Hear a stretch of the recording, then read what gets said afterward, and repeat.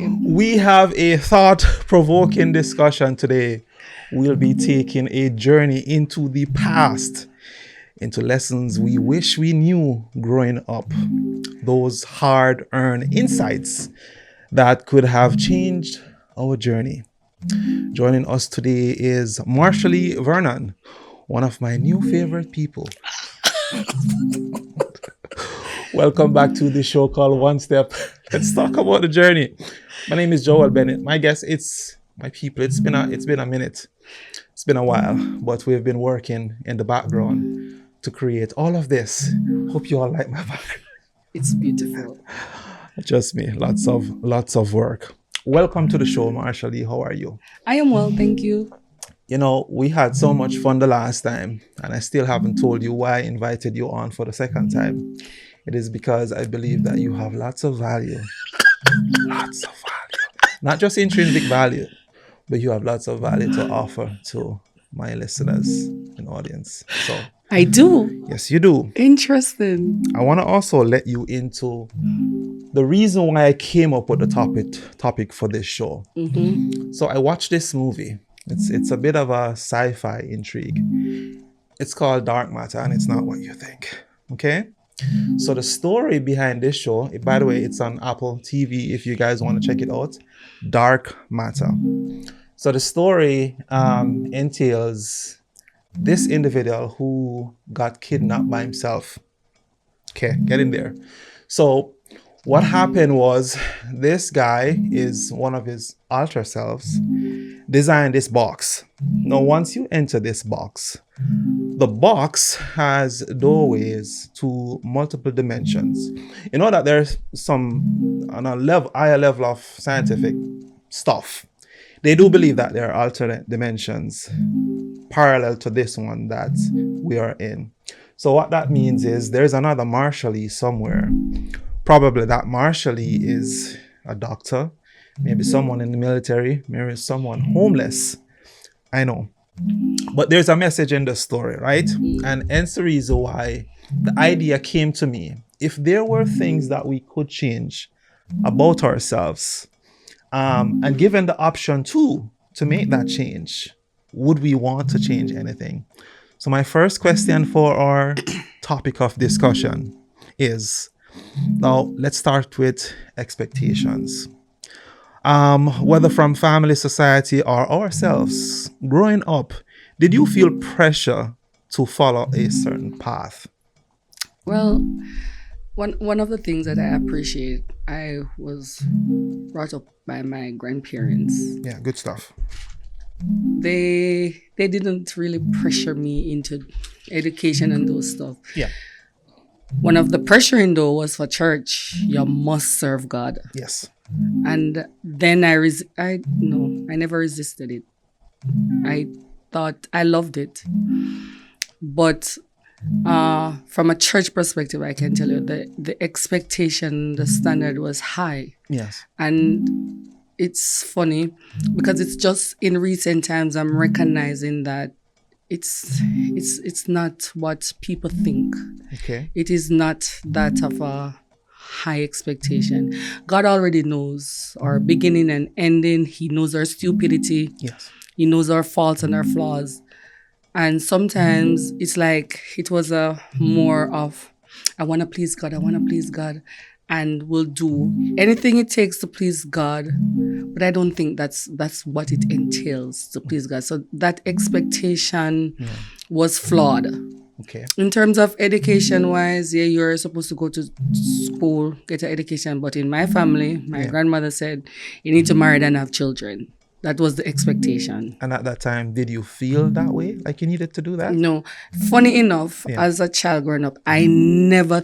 You know how they talk about people imagining getting children and getting married? Yeah. I know women imagine. I never imagined that. I never had that at the back of my mind. I never thought I would have children. I never thought I had the capability of raising children anyways, because I love to sleep. And I just love to do my own thing. But what age was that though? Even in my teenage years, and I got pregnant early. Yeah. And that was one of the struggles that I had when I was pregnant. This is a human being, can I take care of that child? But having my daughter, Yeah. it's like something just kick into you and it comes naturally. And it was from then I started realizing that, oh, I can do this family thing. But before that, growing up, Okay, so hold on. You figured out you could do this family thing after you? Okay. Okay. so after that, I'm like, oh, okay, I can do this family thing. I think I can do it. So hold on. So if you had to go back and or maybe if that sort of a pressure was not placed on you, let's say you didn't have a grandma to say, hey, you know, you need to produce kids, you need to create a family for yourself. But you have to understand that the production of the children, Yeah. the kids that she was talking, was not in the way that I did it. Okay. Because for me, my story is one that I was very active in the church and I got pregnant while I was on the choir and all that thing. So that was not the expectation. It was the expectation to get married First. and then, but I didn't do that. Then I got married after my daughter because I thought in the church, I saw so many people got married when they were found out that they got pregnant. Yeah, I of did course. not want to be that to be my story. I said that to be sure. And it's funny that I had that concept in my mind and I still went ahead and got married when I knew I wasn't supposed to. But I still do it anyway. I think I got married 8 months after my daughter. Yeah. 8 months? Yeah, about 8 months after my daughter. After her birth, that is. Yeah. Okay. All right. So if you could redo it, would you get married first? Yes. All right. So here's where things get tricky now in this scenario. If you had gotten married first, you probably wouldn't have maybe had a daughter, That's true. or you probably wouldn't even had any children too. So would you want to still change it? No. And that's one of the things that I had come to accept in my life, that everybody, there's this thought, that came to me. I've been thinking since January. We all have a journey. Yeah. And I think of my journey to Jesus. My journey and your journey is two different things. You may get married, have your child, because based on the things that happened in my past, I think it is what that framed me to be who I am today. I may have regrets, but I am very appreciative of it. Let's talk about something that isn't always thought of growing up. Emotional intelligence.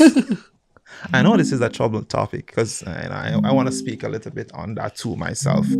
Emotional intelligence and mental health. How has your understanding of these topics changed over the years? It has changed a lot. If you know me, especially since last year, I went through not last year, the year before, went through a really rough patch, and something that I had to recognize about trauma. Yeah.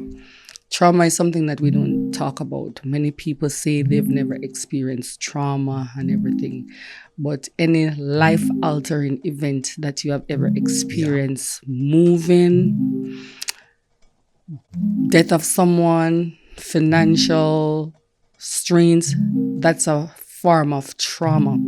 And I'm really big on emotions. And the funny thing is I never knew how to express myself. It is since now, late 2024. I had that problem too. 2025, I'm learning to express myself.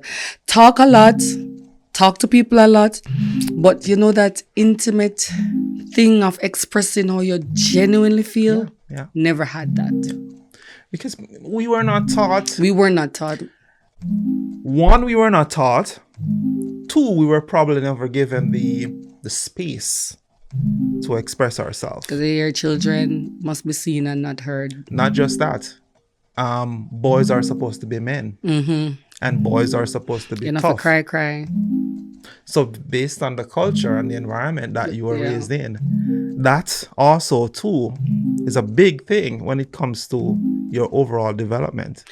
And the funny thing, growing up, it's not like my grandparents told me you're not supposed to do this or you're not supposed to, because my family is very close knitted. We talk and we laugh about things, but the problem is that intimate thing. Yeah. You know, like, this don't sit right with me. It's hurting me. Yeah. My family will take anything and turn it into a joke. That's their coping mechanism. I don't know if it's coping, but that's how we are. Yeah. We laugh, we make fun. You know, just to stray away from it. You know that please you know that thing, that challenge that they had, that what was it? Or the pop balloon? No, not the pop balloon, but when they said suspect, blah blah blah. Suspect. Do you see that challenge, Joel? Suspect. Like, just a suspect love wearing a red hat. Oh gosh, I'm sorry, I missed that one. Oh my Where did goodness. where did you see it It's first? of all over Instagram, and you need to. Tell me a little about it. So it's like you say so they were doing, like, people, like, there was one particular one where this person says suspect always dating other men because she feels abandoned by her dad, and she broke down and started crying. It's a reality TV show? No, it's just a challenge that people were doing. I missed that one. Yeah. And the next one, we listen and we don't judge. Okay, I saw that one. So me and my cousin laugh about it, because if our family should ever do that challenge, Yeah. it will turn into a big joke. You know, also people break down and cry. I know my aunts and my cousin, we would laugh so much. So that's how we were brought up. So I don't know if my grandparents say you're not supposed to express yourself, but it was just the way. And I recognize that even for the older generation, if you look what was handed down to them, they didn't even have time to process things. Yeah. It was like a survival. And our culture need to know no longer to just survive and to just exist. We need to live. Can I quickly throw something in, Marshall E? So because of that, what some of us, I don't want to say most, because I'm going to get myself in trouble. Some of us store all these traumas in a vault somewhere, closet somewhere. And these trauma, eventually, we human beings, we can't really contain things for very long. So true. So what happens over time is that, all these stuff get piled up in this closet, these traumas that we just mentioned just now. Until they start to manifest, because they will manifest at some point. They can either manifest in certain negative behavior, and they can also manifest as illnesses too. Did you know that? Yes. A lot of the times, sometimes, try not to generalize. I'm going to start a new one. Try not to generalize. Yes. Sometimes these traumas, they manifest as physical illness later on in our lives, because there are developmental stuff that we should have dealt with growing up. We should be able to express hurt. We should be able to express fear, disappointment. We should be able to talk about what is making us feel the way we do today. No, I'm talking about from childhood coming up. Yes, we're supposed to talk about the hard thing And that's the social deficiency that a lot of us... as Black people. I will say Black people. I'm trying not to. I will say it. You don't have to say it. I can say it. All right. Because I used to think it's just a Jamaican thing, but now I'm recognizing it's not even a Caribbean thing. It's a Black people thing. Because when I came to Canada, and I sat in the break room, and I listened to them talking about stuff. I saw that It's too. like, what is wrong with these people? But I recognize that they are more expressive of their emotion and they are not afraid to tell you how you feel. Well, this feeling thing sometimes get out of control, you know. Well, that's the next level. Yeah, but it is very important to express how you feel. I agree. There is that emotional wheel. There's an emotional wheel. There is so many different emotions. So if I feel angry, there's so many things that can be stemming from that anger. So sometimes we say we're angry, but it's not necessarily angry, no. Sometimes anger is stemming from disappointment or you're just heartbroken. Or loss. Yes. So we say anger, but it doesn't necessarily mean it has to be anger. So I really am I cannot express how much it is so important for us to express our feelings. Like even with my children, I had to learn to listen to them because sometimes they had something to say. It's my first impression from a Jamaican culture is to shut them down. But now I'm learning to listen. Yeah. I'm learning really to listen to them and say, oh, this is what I'm hearing. Yeah. This is how you're feeling. And I'm sorry you feel this way. So I sigh because, again, I'm taking that journey back in my developmental years. And I can also see maybe our parents never had that opportunity. No, they either. didn't. They didn't. And so it's really a it's handed perpetuated down. cycle. They didn't know what Better. was best. And so they handed the only thing that they did know. They did the best what they could with what they have. Yeah, I mean, I was told that I had stuff dealing with too, Let me just say that first of all. And even with the knowledge that I have now, and even with what I know about them, it still doesn't make it easy for me either. So I still have to be working on that daily too, in terms of the gap or the void. And I have something to talk about with where the void is concerned, but I don't want to jump the gun just yet. But you mentioned that you had to develop ways of, regulating your mental health and improving on your emotional intelligence. Oh, you want to share it? You want to talk about that? Yeah, I can talk about that. In what year was it? I don't remember the year. Some time ago. Yeah. My husband walked out on me. Okay. And when he did, I was like, I never cried. I never do anything. I just carried on with my life. Yeah. But I buried myself in church work. So I was so busy in the church. I was Coping skills. involving. I didn't know it was coping skill. I thought what I was doing Yeah. was for God. And so I buried myself in church work and all of that. And I used to be I am still a part of that ministry. I used to help out a lot. Anything you want, just call Marshallie. If it means that I would sacrifice my sleep, I will do it. Not knowing that this was a coping skill. Then one day, I don't know if it was taken from me, but I was just tired and I wanted a break. But in that tiredness and wanting a break and not being busy anymore, everything came down on me. I felt so overwhelmed. Words cannot express how I felt.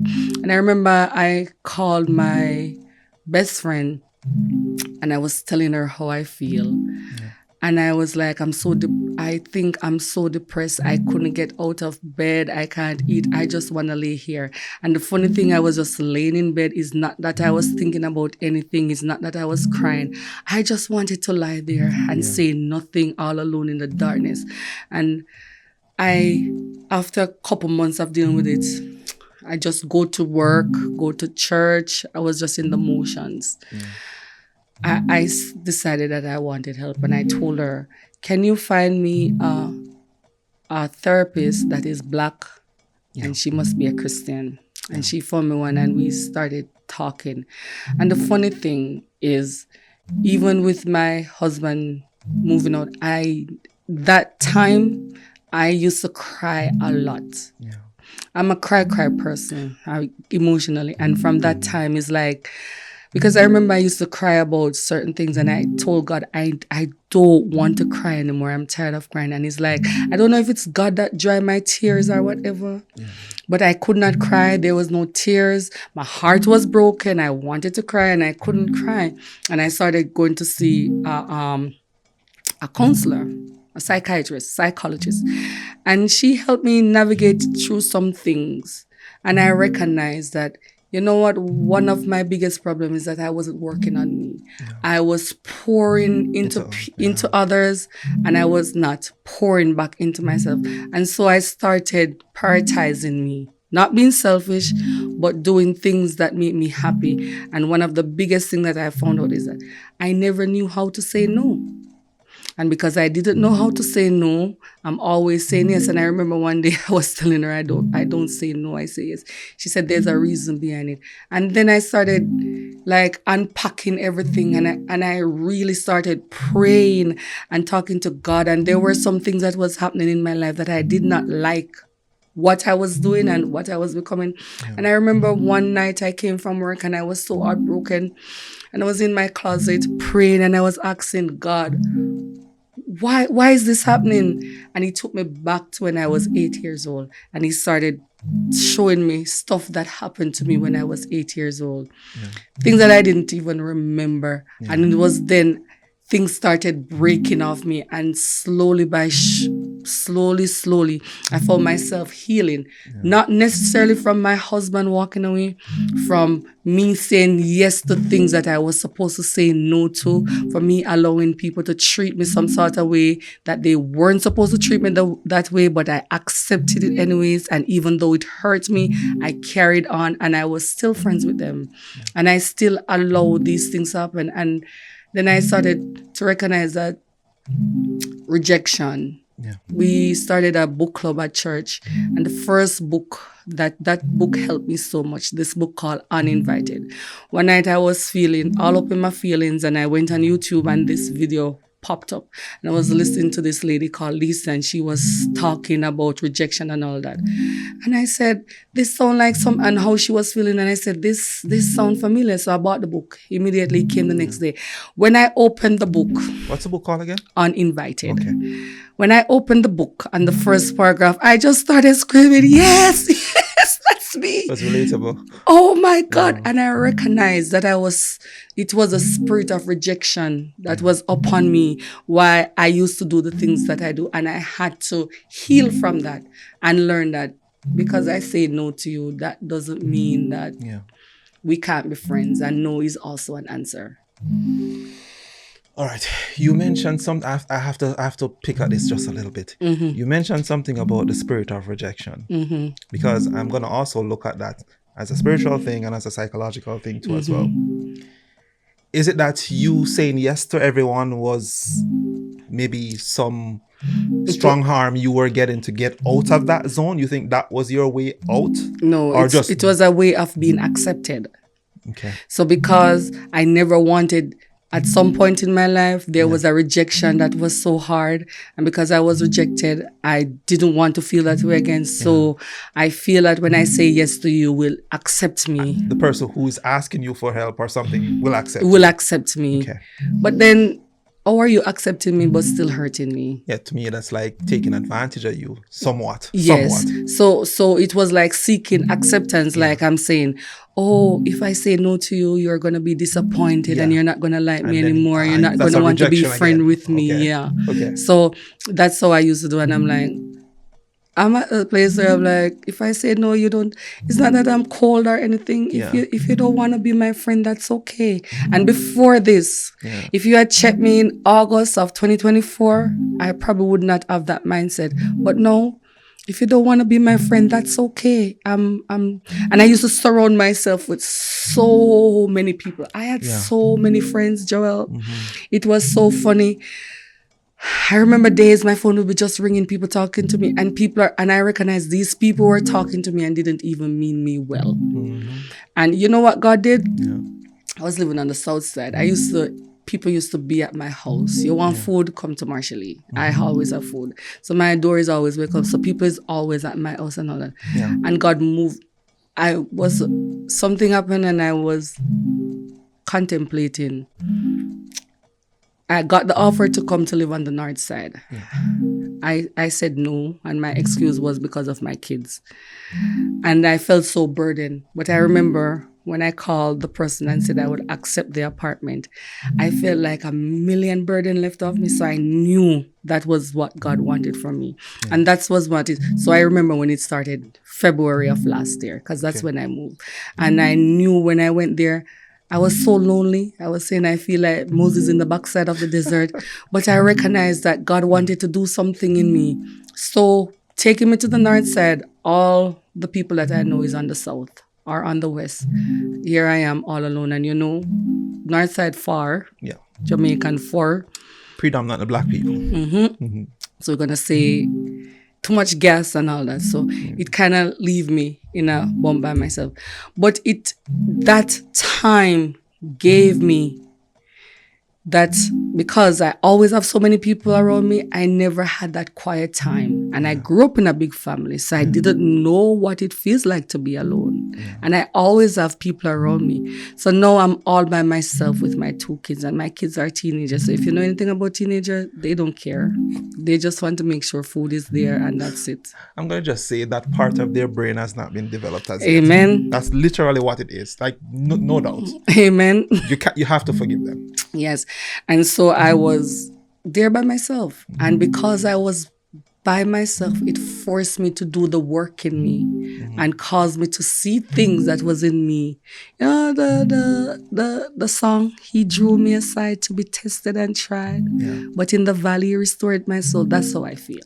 And now I'm okay being in my... Before, even if I'm going to the mall, I don't want to go by myself. No, I love my company so much. Yeah. I love it so much sometimes, I think. Let me throw a twisted question at you, a curveball. Let's say that gentleman, because I want to be respectful. Let's say that gentleman was still around. Do you think you would be the person that you are today? No. So, probably, unless it's going to be a process that the both of us going to heal together. Well, let's work with what we know. And what we know is this. We know who you were. That's one. And you know who that person was also. And you know what the situation was also.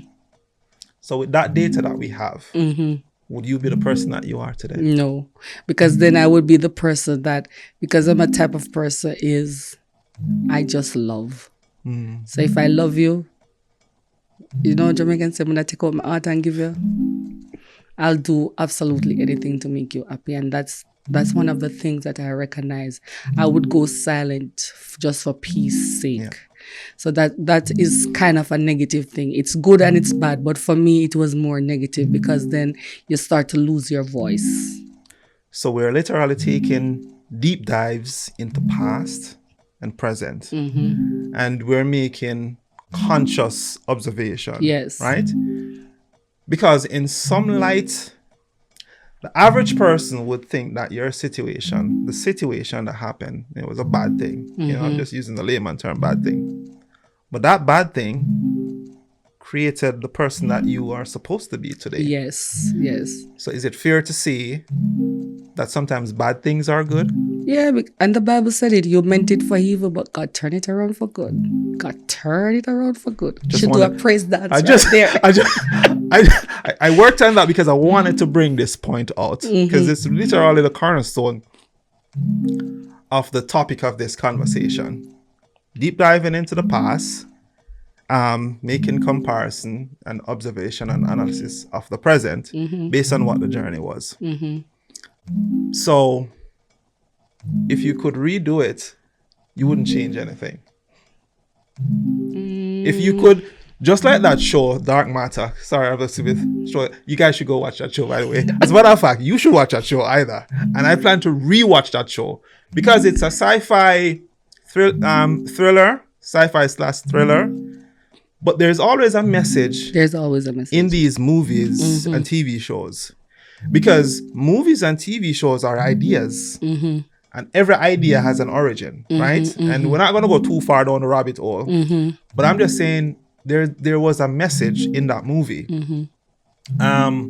Because that individual that got kidnapped by himself and lost somewhere in another dimension, he did everything possible to get back to his reality. Because all the other alternate dimensions that he found himself in, things just wasn't the same. Understand? And so his reality is, whether it be bad, good, ugly, struggles between whatever, that was his life. Yes. You know, and that's his normalcy. And as much as we would want changes, we don't know what those changes will bring. But I'm going to stick up it there. I don't want to get too ahead of myself in this conversation. So if you could go back, you wouldn't change anything. That's what you're saying. I don't think so, because one thing I'm recognizing that when things are, who says that it is bad? Because bad is considered things that are not favorable to our little small mind. You understand what I mean? Because we Yes. believe that good things Make you happy. make us happy. And everybody likes to be happy because it's a dopamine feeling that we all sought after. But sometimes we need bad things to get us to the other level of happiness, because happiness has different levels. And then I don't seek for happiness though. What do you seek for? Joy. Okay. Because joy, What's the difference though, Marsh? happiness is temporary. I agree with that. Things make you happy, Yeah. people make you happy. But you see, when you have joy, I agree with that. absolutely nothing can shake Yeah. you. If your foundation is joy, it doesn't matter what happened. Yeah. You'll remain content. I concur. Another one, money management. Now, we're talking about deep diving in the past, making comparison to the present, wishing that we had the opportunity to make certain changes so our present can be better or would have been better. At least that's what we think. So money management is another topic that often gets overlooked. And there's a reason for that. What do you wish you had known about finances when you were younger? Well, the thing is, my grandmother always said, you need to save. Thank God for that grandmother.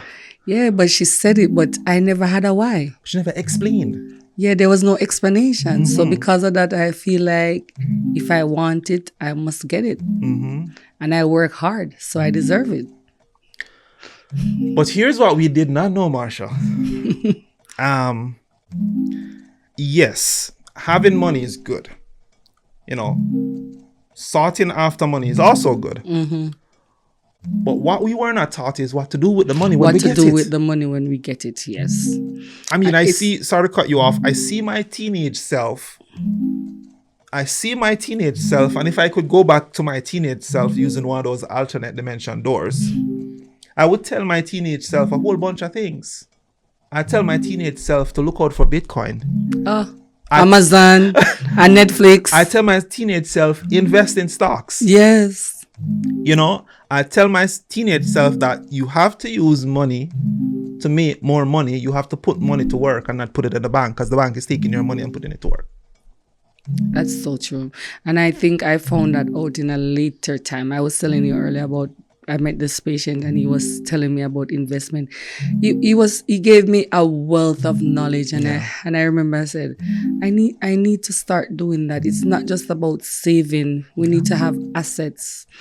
And it's not about in this country. Probably the mindset in Jamaica is different, but here in this country, it's very important to have money. What we were not taught is this thing called inflation. The value of your dollar will depreciate over time if you don't put that dollar To work. to work. Because we were taught the bare minimum, Yes. not just by society, but also from people who didn't know better themselves too. And you know, the culture of Jamaica is have a house, have a car, and that's it. No, go to school, get an education, get a job, then get the car, the house, the wife, the kids. And that's it. We were taught those gateways, but we were not taught those gateways were not necessarily gateways to success per se. Yeah, because you know, success, that word, Yeah, because I recognize Jamaican success yeah. is different from a Canadian success. Jamaican success is different from international success. Because success to us is having a roof over, well, back then, having a roof over our head and food in the cupboard. But stick up in Canada, success is I've traveled the world. Okay. Because they already have the money. True. They already have the generational wealth. They're already waiting for inheritance. So all they want to do is Enjoy. splurge. It's true. It's one thing when you already have the cushion. You know that when mommy and daddy pass on, they're leaving the bank account. Remember, all right, let me say this. I'm nothing against Canadians. And this is not a general thing. I'm not generalizing. Remember the game? I'm not generalizing. But not all Canadians are wealthy Canadians. You do know that, right? No. And not all Canadians necessarily have generational wealth. No. But what they have is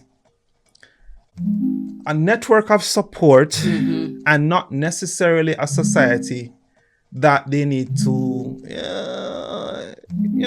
put too much into to survive per se. And again, I'm not generalizing, I'm just saying.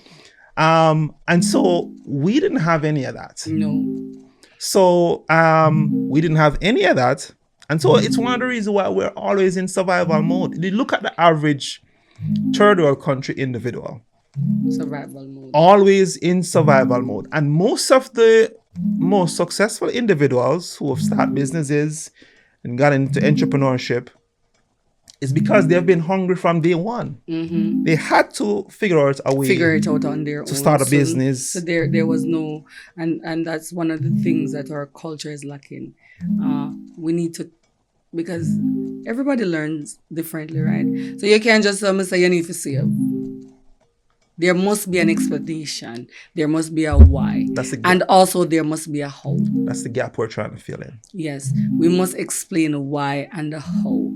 And if anything, and the church, one of the scriptures that many people blow out of context, you always hear people say, money is the root of all evil. But the Bible never said that. Those are lies that were designed to keep the poor poor. No, but that's not what the Bible said. The Bible said the love of money. So if you read that scripture, it was talking about the mammon spirit, and the mammon spirit is when you have money control you.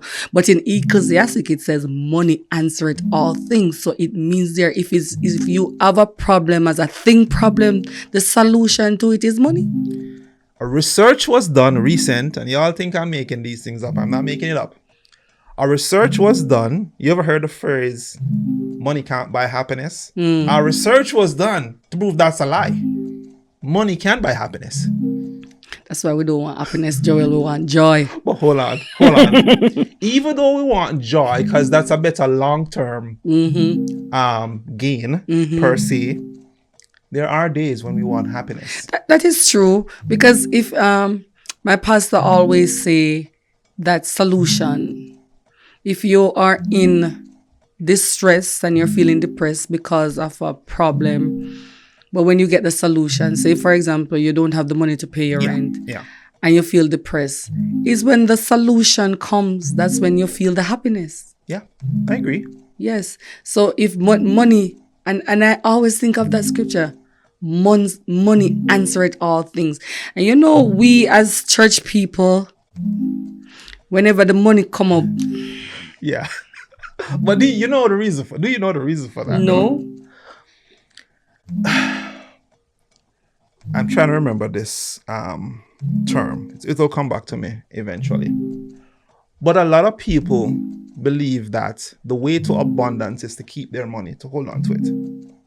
But okay, I understand what you're saying. Yeah.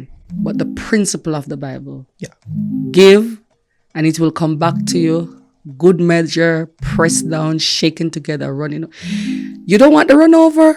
But Marshally, let's address this. How many persons actually believe that is literally a form of abundance mindset in the scriptures? No, I'm serious.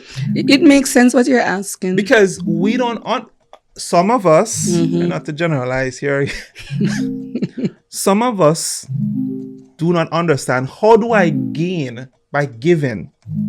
I think one of our biggest problem, we're talking about abundance mindset. But every time we talk about abundance, we always think that abundance is just having a big fat bank account.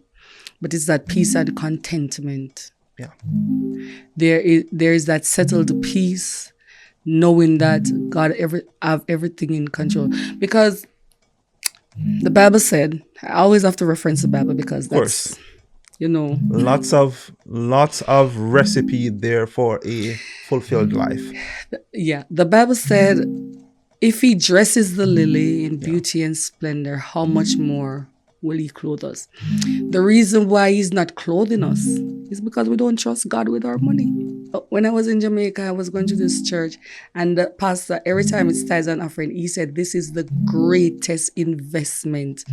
Because the truth of the matter is, if if you invest in the kingdom of God, there is a reward. Sometimes the reward may not come to me, but there's a reward to your children. And we get tight with our money, and that is the same mammon spirit, because we allow money to control us. So I was talking to my cousin, and I recognize a spirit in the Canadian church. Yeah. In the US church, they give freely. Like there if you listen to some testimony, if you know Jamal Bryant, every Sunday you watch his church, especially in the summer, he just gives away scholarship that he collects. And he said the aim of his church, and his church is very big. You know TD Jakes' church. His church is bigger than TD Jakes' church. His aim of his church is for everybody in that church to become debt-free. Okay. But the problem is we are so tight with our money, because one of the struggles in the Canadian church, and I can speak to the church because that's what I used to. I come to Canada, and I was saying this to my cousin. I was a single mother. I had 2 kids, and I struggled when I came here. When I go through my struggles, I believe that God allowed me to go through it so I can help somebody. It was not just because God just want Marshallie to go through this. It's to help others. Yeah. So I see another single mother come in the church. It is my duty to help that person so they don't go through that same struggle. But you know the Canadian culture. When I came here in 1986, it was so cold. I only had 1 winter jacket. I had to take the bus, and I was cold. You have 3 cars in your house. Sorry for the patois. You have 3 cars on your driveway that only 1 you can drive at a time. And the poor sister of her 5 children come into church and have to take the bus. You need to share that person don't go through that. And it's not limited to the car. It's also with your finances. You see, most of us are church-minded. We are not kingdom-minded. If you read Acts, they said they had all things common. That's kingdom-minded. Kingdom-minded is, Joel, I have and I know that you have a lack, and I have what you have, I share with you. Not expecting anything in return, because I know that whatever God gives me is to help the kingdom, to help his people. Not necessarily Christian people, but to help people. So I never understand, and I might speak out of turns, I believe this. Any church that have millions of dollars in their bank account and people in the church is suffering, that is witchcraft. So Sorry. That's the problem. Most persons on the outside have what the church, because they do believe that the church is not giving as much as it's receiving. I don't think that the church is responsible to help. It's to like, what's the word? It is not the church responsibility to take care of you. But if you're in a position that you need taken care of temporarily, you are supposed. Especially the Bible says, "Bring ye all the tithes in the storehouse, that there may be meat in my house." We forget that all that, you know. So the meat in my house is that when there is a lack, I can share with you. How can I be going to a church, paying tithes for 15 years, and now I'm without a job, and I lose my house and I lose my car? That's very, very sad. And that is a bad example to the world. Because the world, if you're at work and you're having hard times, work pull together and help you to pay your bills. So why we as a church cannot do the same thing? And I'd say that, Marsha, that's kind of where the issue is, in terms of outsiders or opinions of the expectations that the church is not meeting when it comes to the people. I think they do believe that the church pockets the money, and you're not seeing any fruit of the church. And that's the mammon spirit. And I I do love my leader, Pastor Leon Bogle. I like what he represents in the kingdom. What's the name of your church, just in case anyone wants to? I am Blessed Ministries.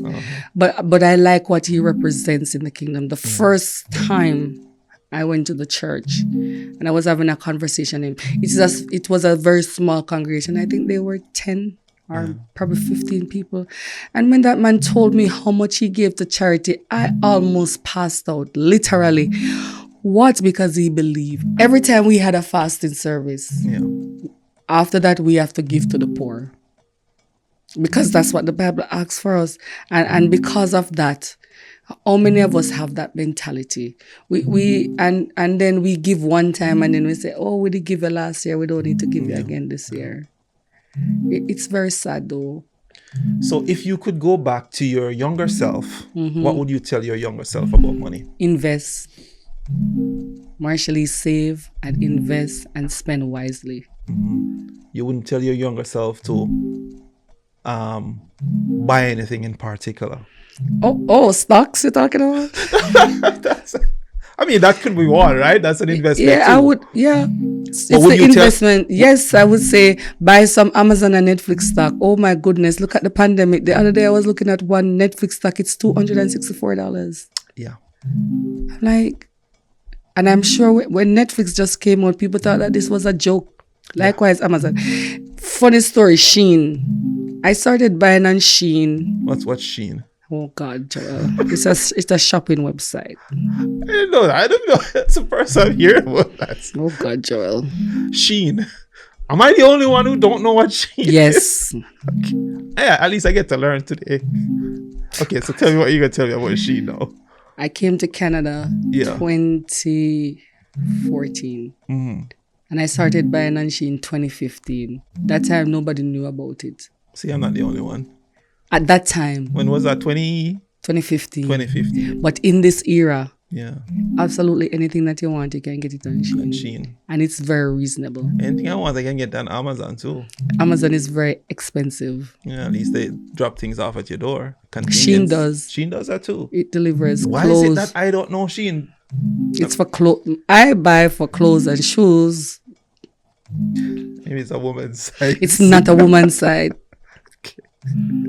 All right. It's not a woman's side. Before I keep making Oh, myself Joel. looking so clueless about, I'm sure I'm not the only one that does not know about Shein. But at least I know today though. For sure, the next time you open your app, where's the phone? Oh, your phone. Nah, I put that away. Yeah, because the phone going to listen to the next time. Oh on yeah, social I know, media. I know. Because it's Shein popping up on my phone just all Like, over. yeah. All these AI technologies, right? Yeah. All right, so the big topic now, Marshally, relationship, friendship, and setting boundaries. Relationships shape so much of our lives. Looking back, what's something you wish you had understood earlier about friendship and relationships? One of my biggest lessons is that people are not perfect. And if we are going to be friends, we are going to hurt each other. Or at 'Cause least disappoint each other. The Bible said, faithful are the wounds of a friend. And not because you disappoint me or you hurt me, that doesn't mean that you are not a good friend. Or you should cut that person off. Yes, I can't explain how that has hit me so hard, and it had to do with how I was treated. Yeah. Because I recognize that whenever you make a mistake, people write you off. Yeah. But I can have a friendship for 10 years and they make one mistake and I decide that no, it is you ever. I've had that experience, man. We're gonna spend a little bit of time on this topic. So you watch I'm afraid to ask you this, Go but ahead. I'll ask Sweet Yeah. Mongolians. where is that movie? Netflix, it's a series. Sweet Mongolians. Okay. No, I'm sorry, I missed that. Have you ever watched Firefly Lane? No. You see those two shows? Yeah. If you want to learn, it's not shows, it's series. If you want to learn about friendship, genuine friendship, Yeah. I think there are so many lessons to learn about those friendships. And I recognize that not because people disappoint you or because it's a difference between having a bad day and being bad all the time. Yeah. So if I have some off days, that's okay. If you truly love me, Yeah. then you're not supposed to just write me off and say, you know, this thing now, fake friend. And you know, one of the things we have to admit, at some point in time, I was a fake friend. So you're judging people because they're fake. At some point, you were fake. You know, one of the things that we always do, we always talk about people who hurt us. Yeah. But what about the people we hurt? Yeah. It's the same thing. I'm And we expect them to forgive us. Yeah.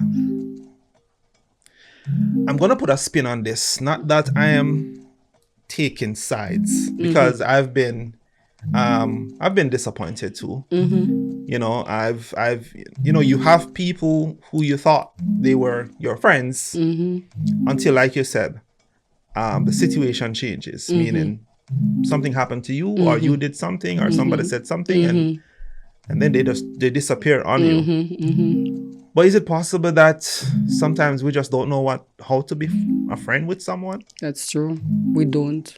We don't know how we to don't be- know the concept of being friends. And when we were growing up, we say, Yeah. now go over the neighbor yard. That's where it started, Yeah.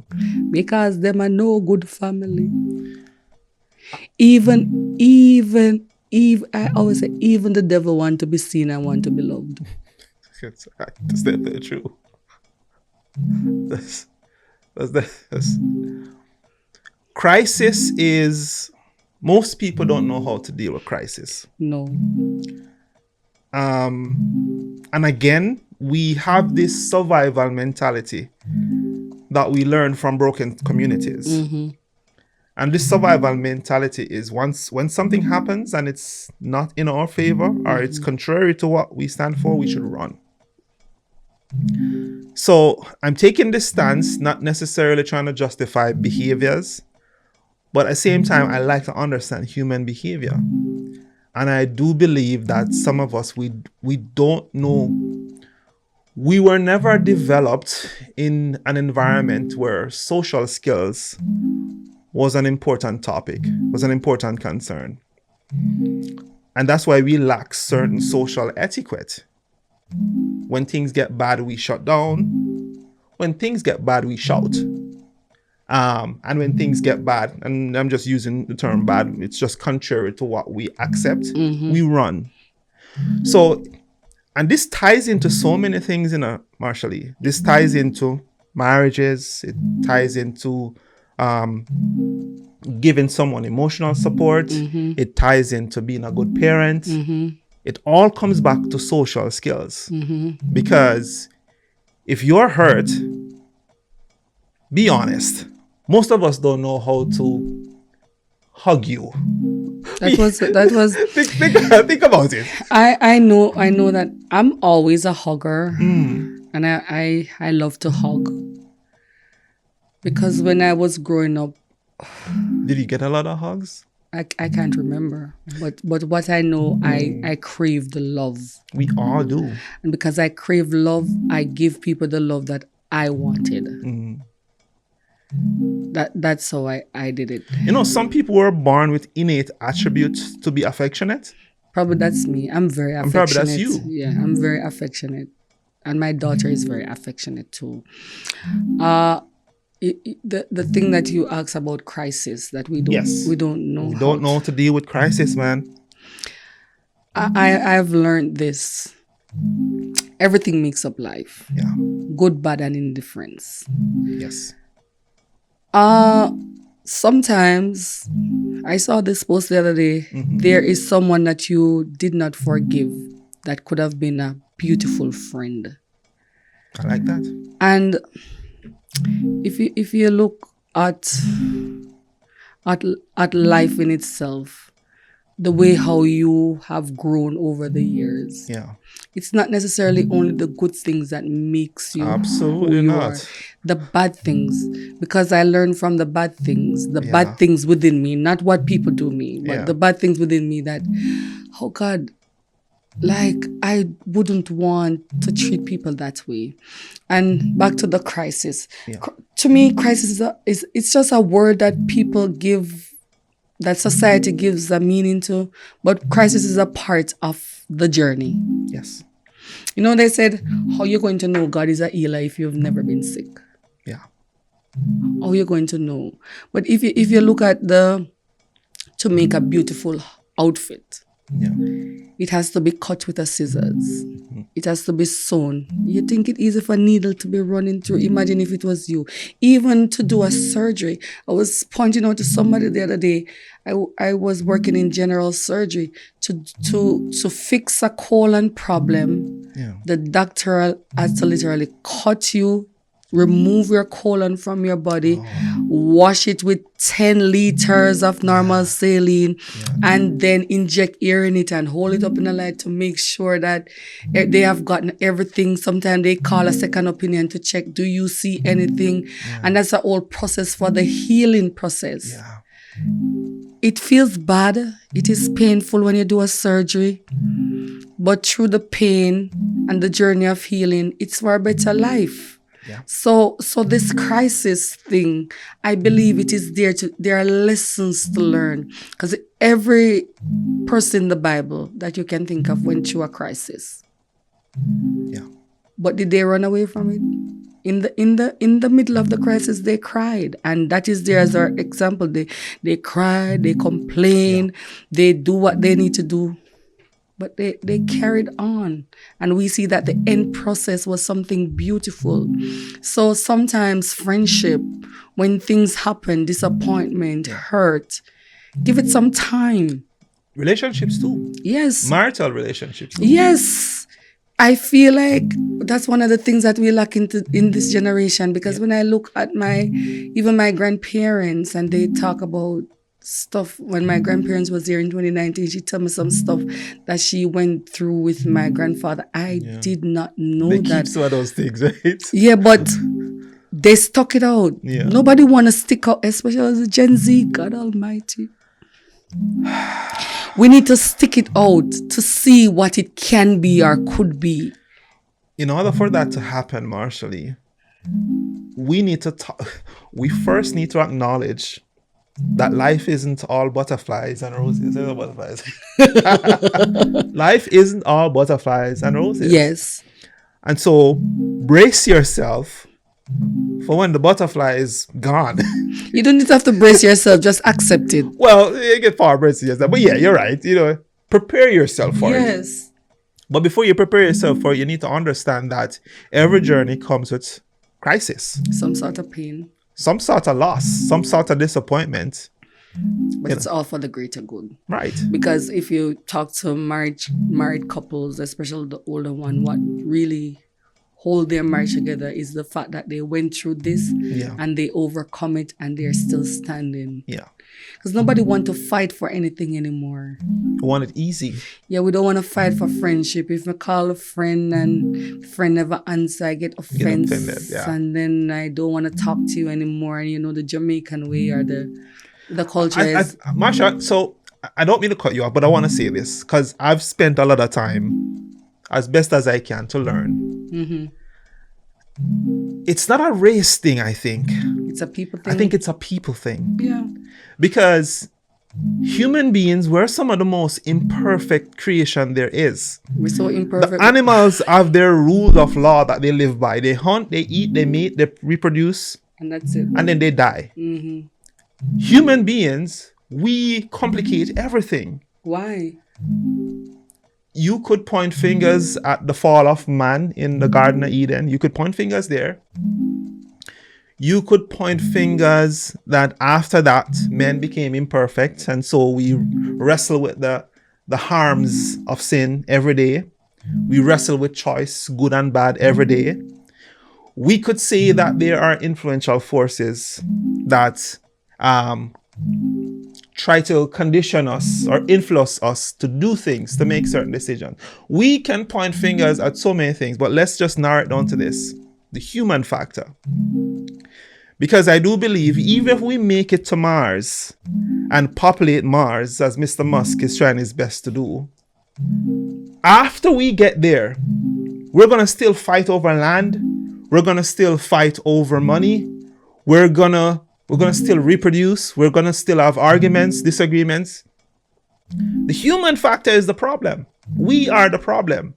In relationships, there's always one person who is I use this term to someone, so there's always one person who's the chaser and one person who's the runner. Yes. There's always one person who loves more and one person who sometimes it's the bare minimum. The human factor is the problem. But for us to evolve, we need to first accept these things. I need to accept that I'm going to call your phone one day, you're not going to answer because you're too tired, you're in a bad mood, and you just don't want to talk to anybody right now. You know what I mean? And don't be offended. And I'm not going to be offended. I'm going, maybe Marsha, it's not a good time to call her right now. That's maturity, though. So whether you want to say evolve or mature, we need to develop that part of our brain where we are accepting of our imperfections. It's true. And one of the things that we always expect people to be perfect. Yeah, because so I read this book. Let me finish. I'm not getting into the book. I just want to remember the author's name. Sorry. So it's, yeah, go ahead. We always want people to be perfect to us, but if we do something, our first comment is, I'm not perfect. Because we're looking for attributes from people or characteristics that people possess that we don't have. That's it. And it's the same thing when we sought after relationships too. We look for people with better quality than ourselves. Because we're always searching for the more that we can get from someone else, or better that we can get from someone else. And that's not the biblical way, though. We can get into the biblical way if you want. You want to tell me about the biblical way? So, the men always say they want a Proverbs 31 woman. Okay, tell me who's a Proverbs 31 woman. Oh, go again. I don't even remember. The woman that doesn't make them want to come out of the house and hide on the roof? No, Proverbs 31 is the virtuous woman. Oh, the virtuous woman. I wonder what the definition of virtuous is. I can't tell you off the top of my head. Yeah. But men always say that. But we want a Ephesians 3:25 man. What's the Ephesians 3:25 man? Love me like Christ loved the church and gave his life for the church. Marsha Lee. That's what the Bible said. No. You know that the Bible said. No. The Bible said, okay, hear what the Bible said. Yeah. Husband. Yes. Wives, submit yourself to your husband because as unto the Lord. Yes. That part, many people, because if you're not submitting to God, I cannot submit to you. And he said, wives, honor your husband. That means you must respect, because men doesn't really need love, I say it all the time. It's respect. That's it. But women need love. And if the woman not getting love, she say, she not respect you. So you see the breakdown. No, you see the human factor. Me want what I want, and you want what you want, and we not give that. That's what I've been saying to you from day one. The Bible has the recipe. But are we living up to the Bible? The answers are there. The map is there. The roadmap is there. As a matter of fact, I'll narrow it down even finer. The blueprint is there to a successful, happy, contented life. It's all there. Mm-hmm. Who's the problem? Because we're so selfish. Exactly. So it's sad. The things that you are looking for from someone, which you just listed and quoted in the Bible. I love the Bible, but I think people just use that as a cover-up. As a cover-up. Thank you. Until you have gotten to the place where you are willing to give what you're looking for, you should stop asking for it. As a matter of fact, stop looking for it. True. Because you're not there yet. And people love to receive but don't love to give. It's the human thing. We're selfish creatures. Sad. And I believe that, and that's something that I've learned in relationship, me moving forward, if I should ever go into a relationship again, it is not what you can do for me. It's what I can do for you. It's just like business. Mm-hmm. I learned this, that when you are an entrepreneur, you're looking to get into entrepreneurship, and you want to find people to mentor you. You're looking for role models. When you have been pointed in the direction of those individuals, and you meet those individuals, the first thing you should do is, how can I provide value for you? Yes. Not, hey, can you lend me $1 million so I can start my venture? Or, hey, can you tell me how you figure this out so I can figure it out for myself? No, how can I offer you value? Yeah. Because before you can ask for something, be willing to give it to someone else. And that's one of the things that we're selfish. We are not really givers. We don't like to give if we don't receive. But one of my spiritual mother told me once that marriage is never 50-50. It's that's- an 80-20. You know, a lot of these things were developed to cause confusion. They are recipes to derail what God intended for us. They're lies. Lies, yes. And we've succumbed, even in the church, we've succumbed to the lies. To the lies. Because anytime a marriage does not work, it's someone who is not yielding to what the Bible is saying. There's You're a not runner following- and there's a chaser. And I think at some point I was a chaser. And I don't want to be the chaser because the Bible says, he that findeth a wife findeth a good thing. So you need to find me and chase after me. And not just that, obtain favor from the Lord.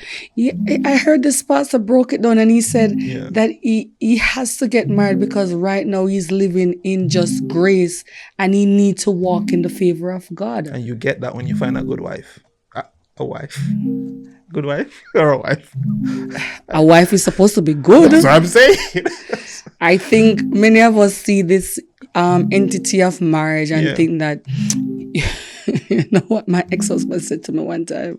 I was complaining about something and he said, you watch too much TV.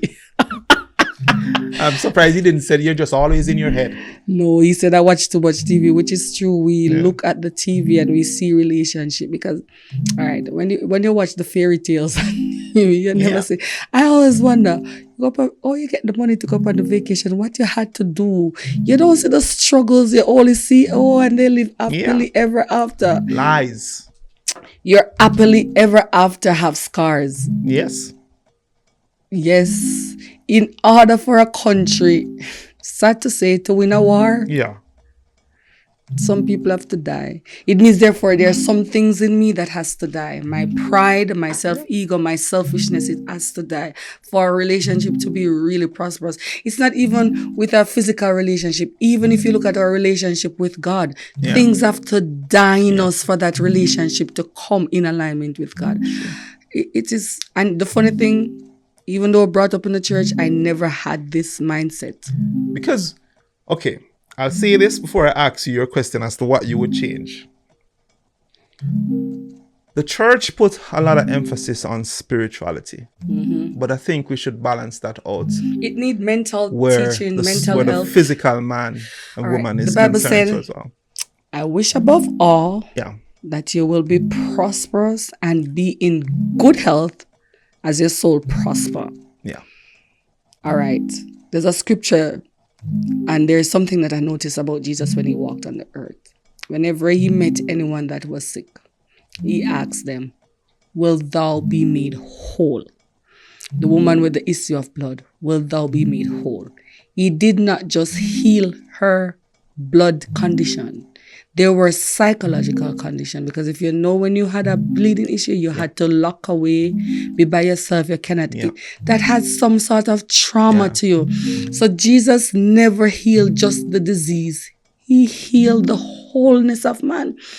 We all, you see, if in the world, in the healthcare system, if you have breast cancer here in Edmonton, in Alberta, you actually get free implants if you want that. You lose your hair, you have access to wigs, you get counseling. So people just don't fling you into chemo, do your surgery and just leave you. Because there are psychological things. And I think sometimes we need to focus. We focus so much of the spiritual things in the church. There are other aspects. Because, look, if you pray for me, if I come to church and I'm having a headache, and you pray for me and get healing, but my headache is my children. They are the one who is triggering my headache. If you don't give me strategies how to deal with those triggers, I'm gonna get healed and go right back home, and the headache going to start again. Yeah.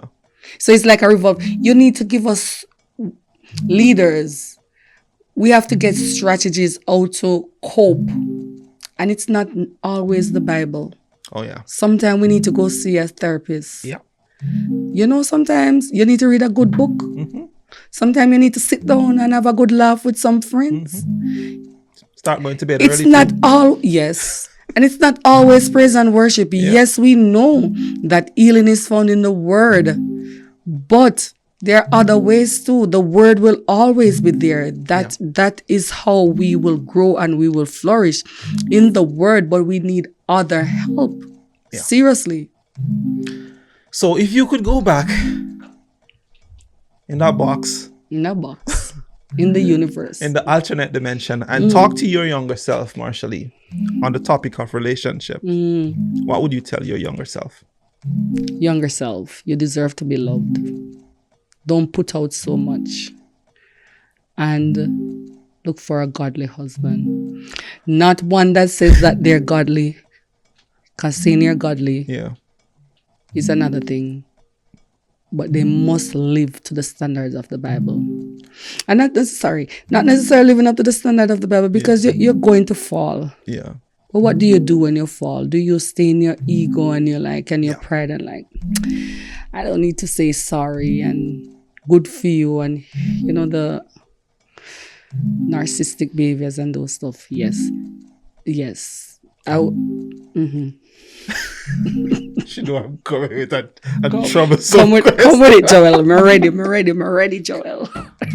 Would you tell your younger self, Marshallie, to stay away from your ex, to not marry that guy, choose someone else? Would you tell your younger self that? I have 2 ex-husbands.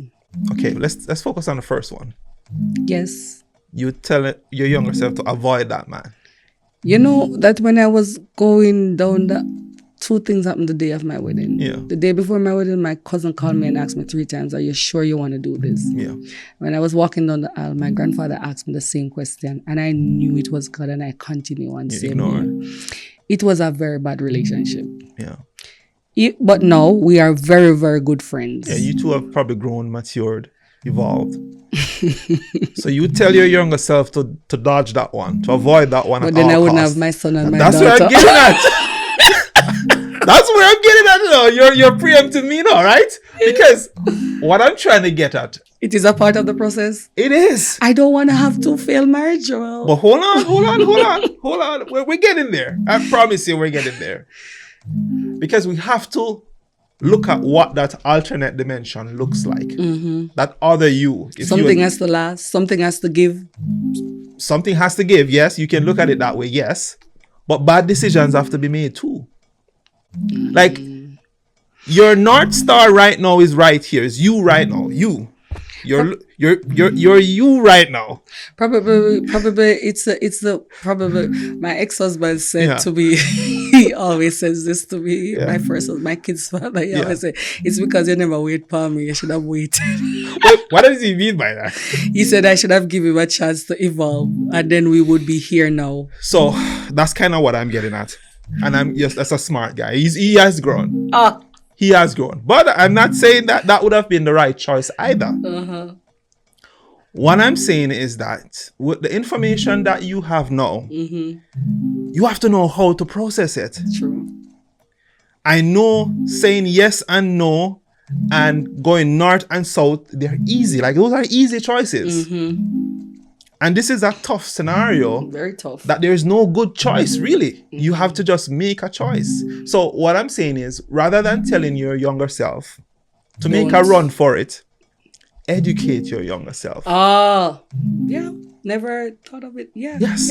Educate rather than not making the big, because remember, you're not gonna get those kids that you love so much. The problem is, Joel. Yes. Though, The problem. Tell me about the problem. Yeah. You see, when it come on to you and you, me, you, it is okay. But you see, when somebody else is involved, because you don't have any control over that person, that is the hard part. I know.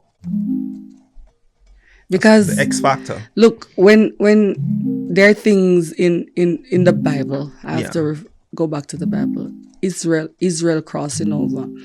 There are some things that are just corporate.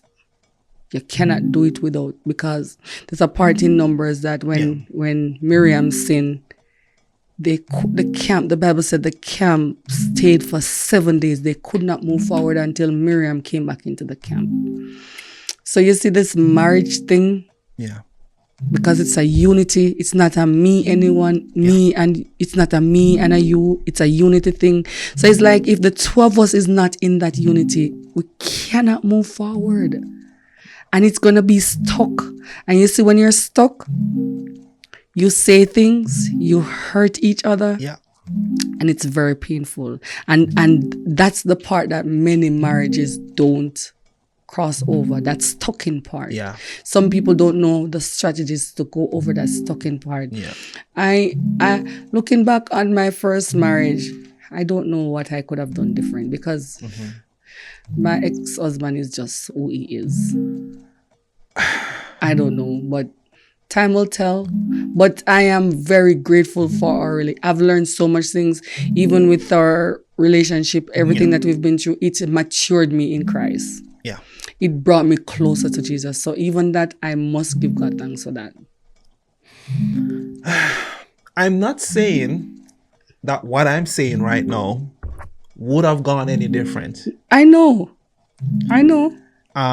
Because at the end of the day, you have to use your present situation and make a comparison with your past situation and see whether or not you'd want any change or anything different. Because anything different will alter everything. There won't be no two beautiful children that you love so much. They will be too beautiful, but not them. It won't be them. Oh God. I'm just saying, I'm just ripping the band-aid off here. I can't imagine my life without my Dijanique and my Javante. There you go. Okay. There you go. So it doesn't matter what choices or what route you decide to take. Just bear in mind, if you change one thing, you're going to change everything. So it's a part of the journey. It is. It has to be. But the thing about the part of the journey is, and was it last year? I was ordained evangelist at church. And because of this same thing that we're talking about, having two failed relationships, I struggled. Yeah. I almost told my pastor not to do it. I don't want to do it. And it was a struggle because I know how people are. Yeah. How you going to preach to me? But my pastor taught me this. Yeah. It is the place that you hurt and you fail that qualifies you to teach. Yes, that is true. We don't recognize that. The person who has two failed marriage is qualified to teach you about your marriage because they can tell you the not what to do. I agree. But we don't look at it that way. We say, you have failed marriage because it's a failed marriage. I don't want to hear nothing from you. It's sad. It's lack of knowledge, though. But you see, every character in the Bible have some sort of failure, some sort of weakness, some sort of something. We accept them, not true. We do. Why we can't accept each other? I think, again, I'm going to go back to the point that I'm holding on to. It's lack of understanding. Understanding. So we need understanding. We have and the Bible said, get wisdom, and in all thy ways, get understanding. Because if you have wisdom and no understanding, it don't make no sense. Understanding is very important. That's true. So until you are there, or that individual is there, they will forever be blinded by their own thoughts and feelings and opinions, because they really don't know. You don't know until you know. True. That a person who has gone through two different marriages, that they have garnered lots of wisdom over the years.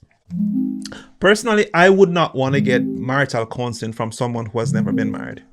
True. Like, what do you know? So, somebody was telling me, one of my friends was telling me that when she was having a baby and the doctor recommended a gynecologist and she researched a gynecologist, no children, only dogs. She said, no, change it. I want somebody who have had children. Yes, you must go through the downs and the hill. You know. Like if my friends come to me now, married friends, and they're telling me, I know that language. I know what you're saying and I understand what you're saying, but this is what you should do. And I would encourage anyone who is married, stick it out. Because first of all, when you got married, except if you did get married for papers, that's different. That's a business transaction. Yes, that was a business transaction. That was not a marriage. But if you're married out of love, if you remember always remember why you got married in the first place. And if you remember the why, then it can be accomplished. Because sometimes that's what the enemy doesn't know. You know, we have been friends and you're such a nice person. You do one thing. I don't remember your niceness, you know. Just say you're wicked. What a boy, wicked. That's what the enemy does. Yeah. And maximize on this thing. And then sometimes you have to sit down and write the good, the pros and the cons. And sometimes you will realize that the pros outweigh. And we have to ask the question, is this something worth fighting for? Is it worth fighting for? And it must be worth fighting for because you're married to the person. There's a reason why you got married to the person. So you see that hurdle, that little dead spot? Yeah. Remember the why. Yeah. And then it will be easier to cross over. Well said, Marshall E. So how do you approach relationship differently now? If you can share, that is. What kind of relationship? We could talk about platonic stuff. We could talk about, man and woman thing, both. How do you approach both right now? Currently not looking at the man and woman because I'm in a zone with me and Jesus. And I don't really want distraction. I'm in a place in my life where I think God is taking me where ministry is concerned. Yeah. And if I'm going to go in ministry, I must be not necessarily, I can't say that, Ekel and Jekyll type of friend. I was going to say the other one. You can say it. Bench and... You can say it. No. Hey, we're teaching here. Come on. It's a Jamaican term, bench and batty friends. Okay. You know that one, Joel? I've heard that one. Oh. I know that one. Okay. It's not that I want that, but that type of relationship of one of the things that I set out, I need to know other people's culture. I at work, I have different culture friends and we talk, especially about church, because sometimes I don't agree with the way we do church. Yeah. So I like to ask them in their culture, how do you do church and so forth, and lots of insights where that is concerned. I would like to build more friendship and have friendship, but my caution in going to friendship is that that Marshall E. that pours out and give the all, I think I would reserve it for my heart-to-heart friends, which I already have. Yeah. I don't know if God is going to send others, but as it is now, I need to know when not to go further. And it's back to what you said in the beginning, setting boundaries. Yeah. I need to set boundaries and I need to know the limit to go, because sometimes I can go over the limit because you're a very passionate person. I'm a fixer. I'm a solution person. So if you come to me with a problem, once you start telling me the problem, in my head, I start work out a million ways. How am I going to fix this? You're a passionate person. And some people don't like that. Some people look at that as impeding. Okay. Or taking over. I guess you need to know that person before you get in that zone. So I need to know my limit too. Yeah. Or I would ask the question now, what do you want me to do? Right. How can I help? How can I help? I wasn't like that. I would just help. And people would be offended. And sometimes people just want to tell you their problem, but they don't necessarily want a solution. They just want a listening ears. I'm learning that now. Just the listening ears and somebody to encourage them, give a word of prayer, and just somebody to check up on them. On the topic of confidence, self-confidence, of course, and overcoming fear too. Confidence is another big thing that many people struggle with. And while growing up too. Did you ever struggle with self-doubt? Did you had problems in that department growing up? All the time. Growing up, even in my adult years. What do you think that was though? Probably back to the rejection and the acceptance and all that. I had a lot of fear. As I said before, I talk a lot. If you meet me, I will talk, but I did not have a voice. As in, I would afraid to say the truth of what you're doing or say the truth in general. Not necessarily the truth to hurt you, but to say, no, this is not right. Because I was afraid of how you will react, as I said before, or you will say we cannot be friends anymore. And when you're there, when you have a mindset like that, you actually lose your voice. There is no voice. Like, I was saying this to one of my friends. She was in Christmas, and we were talking about it. And it's true. People, you will sit in a room. I understand this, and you laugh and you seem happy because that's what many people think I am. Yeah. I seem happy, and most people will say, Marshall, you have a lot of friends, but I don't. I have a lot of associates and people who I talk to and who talk to me. But you see that friendship, don't have that confidence. And I'm being cautious now because I know the type of person that I am, and I know my past hurt, and I owe it to myself not to put myself back into that position. Yeah. If you know what I'm saying. Yeah, I get you. I get you. Okay. So what helped you to build confidence over time? Lots of prayer.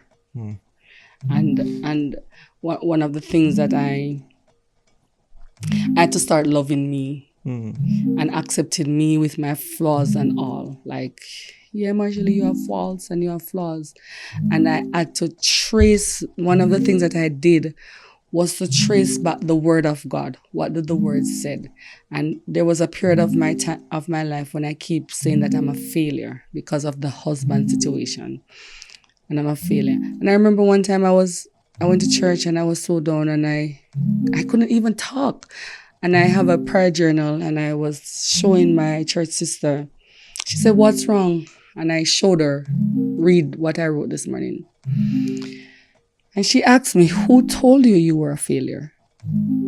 And that thing hit me in such a way. I started tracing the Bible.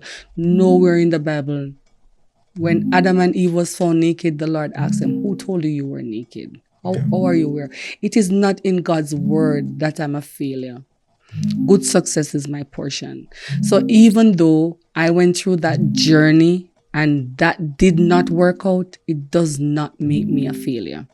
And you see that spirit that says that you're a failure, it is a wicked, evil spirit.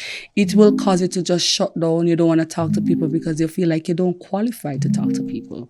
And so a lot of praying, a lot of reading the Bible, a lot of talking to my pastor, and also counseling, and look at things on a different perspective. And I had to understand that this is my journey. Good, bad, and indifference, it is a part of my journey. And it makes me to who I am. You know, we look at roses, that it's so beautiful, but it's a bed of rose with its thorns. When the thorn poke you, it hurts. It does. But it doesn't take from the fact that the rose is beautiful. Yeah. It's still beautiful with its thorns. Can I tie the rose beauty and thorn effect into just self right now? I do believe we need to master the art of loving ourselves. Yes. Not selfish, where... No. Not talking about just that. loving yourself. Yes. I started out with this conversation on the topic of self-confidence.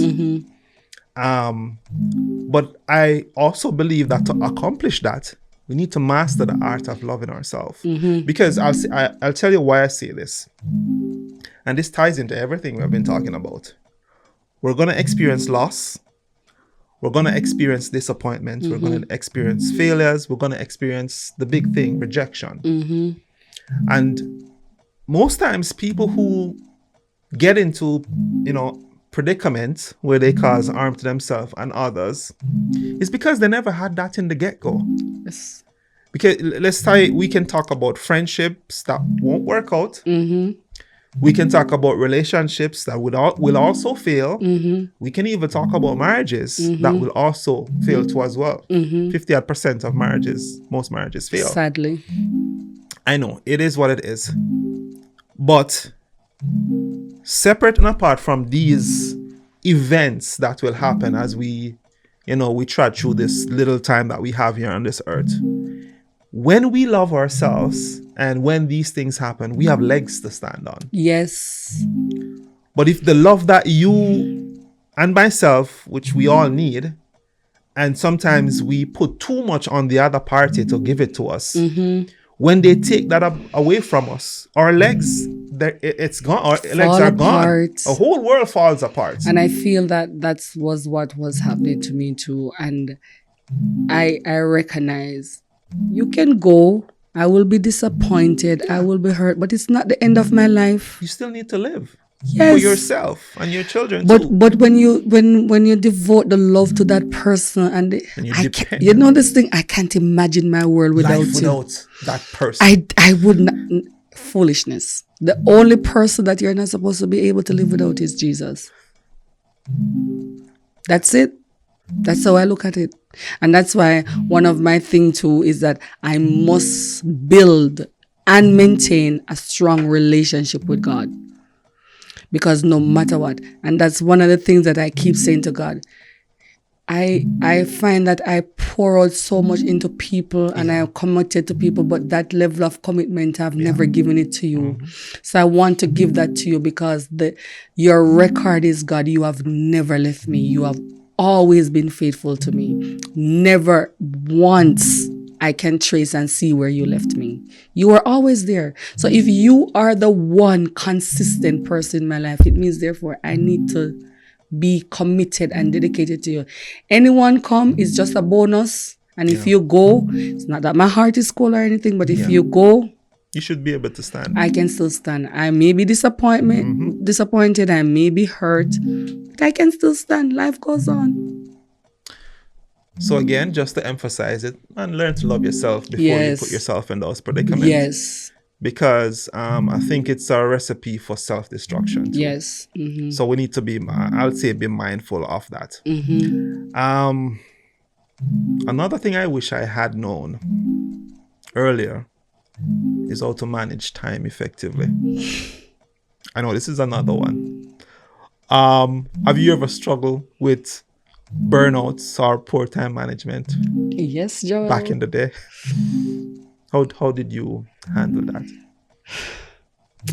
First, especially here in Canada, I remember when I was full-time nurse, I would not recommend full-time 8-hour shift to nobody.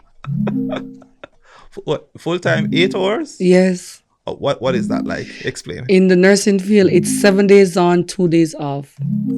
7 days on. So you work Saturday and Sunday? Every other weekend. Oh, every other weekend. Because the schedule doesn't necessarily start on a Monday. Yeah. So it's 7 days on. My rotation, I remember it. 7 on, 2 off, 5 on, 2 off, 3 on, 2 off. 2 days off is not enough to recover. No. Never. Nurses have it really hard, you know? Especially in this country, these ugly shifts. I'm okay. Joel. What? Are you referring to my night shift? No, we're not going to go there. We're not going to go there. Recently, I was working full-time hours, but I was doing 12 hours. I loved it because the longest stretches... 12-hour nights? Days and nights. I did day shift. God help me. But the longest stretch is 3. Yeah. At all times. So, I look at it when I'm getting tired of the place, it's time to go. When you do 7 straight, when you're tired, you still have to continue on. So when I just started working, I was full-time 8 hours. I was so tired. My kids used to complain and I was on evening shift. Evening shift is 3:30 to 11:45 at night. You know that your day is done. There is absolutely nothing you can do. You come from work 11:45, you leave work. I used to take the bus. I don't reach home until 1 a.m. in the morning. When I come home, shower, I cannot go to bed. I have to wind down, so I don't go to bed until 3. You have to wake up, get the kids ready for school, and go back to take a nap to go to work. You don't have a life. I was so tired. My gosh. Tired. Were you a nurse in Jamaica too? No. I work a Monday to Friday job, which no, I could never do a Monday to Friday job. Because days off in the week are the best. Weekend days off does not work. I think there should be a law against working weekends. Their face like there goes my Not in healthcare. There goes my overtime. No, that's okay. Yeah. No, but not in healthcare because it's a 24-hour Yeah, I thing. guess, I I guess. understand the healthcare I guess. system, but yeah, Yeah. weekends is when you kind of spend time with your family, Maybe right? we'll get those robots in the future where they can cover for us on the weekends. If they can cover on the weekend, they're going to cover Monday to Sunday, Joel. Don't give them any ideas. It's covered. Also, Yeah. I was so tired. Mm. Words cannot explain how tired I was. And then the stress. I would even talk about the stress of working into a country that is filled with the racism. Mm. That's a topic for another day. Yes, but it was really stressful. So I had to learn that balance. I learned to call in sick when I was sick. Mm-hmm. And I learned that sometimes I don't need to pick up that shift. I just need to stay home and stay in my bed. Sleep. And, well, no. No, when you reach 48, Joel? I think I'm going to tell you that online. Okay. You said the 40 years old, it different. Because, Joel, all I want to do, my bed has never been so beautiful. Yeah. Going out, I had to say the other day, no man, this I get from bad to worse. Like if you only knew why I'm laughing. Okay, Joel. Oh my God. You will tell me off the air. Joel, Yeah. in the 40, there's the balance is your bed. You're killing me. You don't want to go nowhere. You're killing me. You see, even if you say, okay, your makeup, I can tell. I don't know about anybody else. I make up in my mind that, yes, I'm going to go out. And I'm going out at 7 and 5 o'clock come. I don't feel like cancel. The 40 hit different, Joel. I tell you. Masha, do you have anything to wrap up with before we go? I'm done. You've totally derailed everything. It's always a pleasure talking to you, Joel. Some laughter always be in the mix. Oh my God. My eyes are so teared up right now. Why are you laughing, Joel? We've covered many great lessons today. If you could give one final piece of advice to the younger generation, Marshley, what would that be? You mean the Gen Z? Of course, and then we're talking to. Jesus Christ. Who you think we're talking to? Don't do the lease. God Almighty, try. What lease you're talking about? They just only do the lease. Oh, you mean the lease? Yes. Oh my God. Oh Lord. And oh God, get into common sense and critical thinking. I think, you know what? I'll say this. I'll show this in. I blame the parents. No. I feel like the parents are to be blamed. Why? I have 2 Gen Z and I try my best. So what is in the water then? I said, my son will tell me, Mom, I was telling you, you're doing the most. And I didn't even know what that term was. She's like, Mom, you know what happened between me and my kids? Because I love a clean house. Yeah. And I remember one day I come home and the house was not clean. And I was so upset and I was getting... You lost it? Yes, but then I feel my chest started tightening up. Yeah. And I sat at the step and my son came and my daughter, oh God, came over to me and sit beside me and said, Mom, you caused this on yourself. This is unnecessary. If you don't want to see the house dirty, just close your room and go. She said that. The 2 of them. Oh my God. Like, they're like, with my children, sometimes I tell them, you make me feel like I don't have a voice. Like, you make me feel like I'm talking stupidity.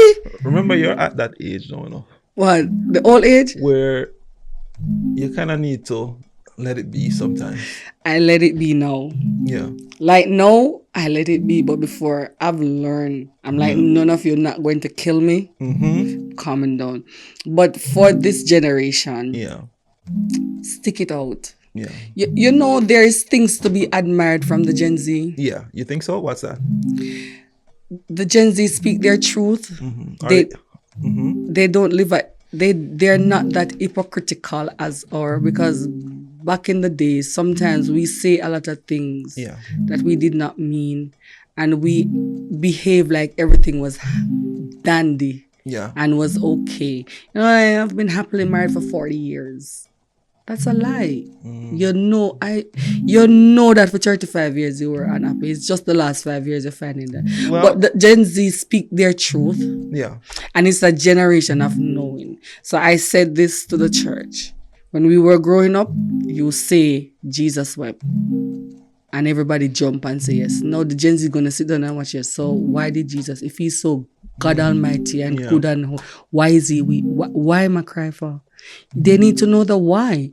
So there are things to admire from them, the way how they're into the technology. I can't understand why you would text 3 paragraphs.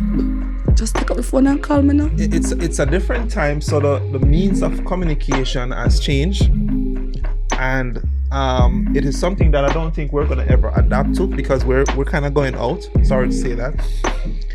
We the millennials are fading. Well, we're the new boomers. It's a sad reality, but we're kind of getting there. Joel, and if anybody knows me, Yeah. I have a friend. One night he sent me a voice note for 20 minutes. I took up the phone and I called him and I said, once the voice note passed 2 minutes, unless you were praying for me, I am not going to listen to it. If you can take up the phone and send a 20 minutes voice, just call me now. If you can write 3 just take up the phone and call. My children, if I call them, Mom, why are you calling? You could have texted. Don't text me, call me. I don't know. Do they need evidence to say here? Have you ever asked? I'm afraid to ask because I think I know what the answer is. But anyways, for this generation, love God. Okay. Be true to yourself, and don't refer TikTok and Instagram. It's not always reliable. It's true. It's like Googling something and saying it's true. It's facts. Well, we'll leave that one. The show is called One Step. We ask that you like, subscribe, and share. We just want to thank Marsha Lee for coming on one more time. You guys will be seeing her again, by the way. What? Let me just put that out there. Share, subscribe, like. We need your support. It's we want to bring on more guests on the show, but we need to play with the algorithms, and the only way we can do that is for you guys to hit that like, subscribe, and just share the content itself. Much appreciated. My name is Joel Bennett. The show is called One Step. You all have an amazing evening. Take care. Bye. Bye-bye.